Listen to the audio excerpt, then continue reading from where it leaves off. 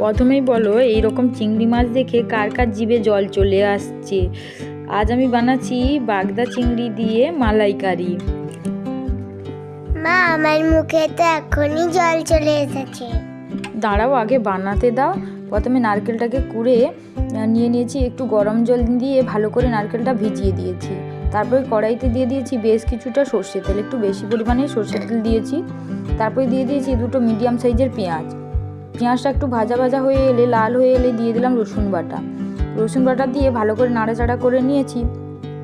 তারপর দিয়ে দিচ্ছি আদা বাটা দিয়েও ভালো করে নাড়াচাড়া করে নিয়েছি। আমি এখানে আজকে উনুনে রান্না করছি, তোমরা দেখতেই পাচ্ছ। তারপরে একটা বড় সাইজের টমেটো দিয়ে পেস্ট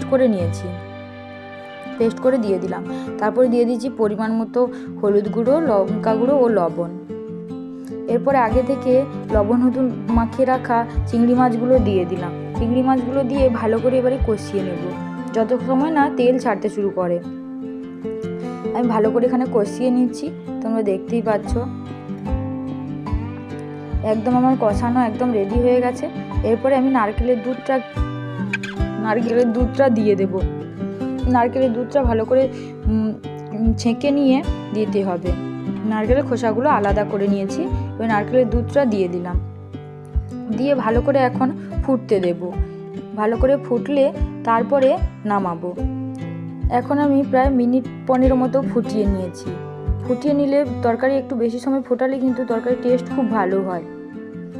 তোমরাও বাড়িতে এরকম চিংড়ি মাছ পেলে অবশ্যই একবার নারকেলের দুধ দিয়ে মালাইকারি তো সবার বাড়িতেই বানানো হয়, এই রকমভাবে একবার বানিয়ে দেখবে, অবশ্যই খেতে কিন্তু খুব ভালো হবে। আর যদি আমার রেসিপিটা ভালো লেগে থাকে প্লিজ লাইক করে দিও।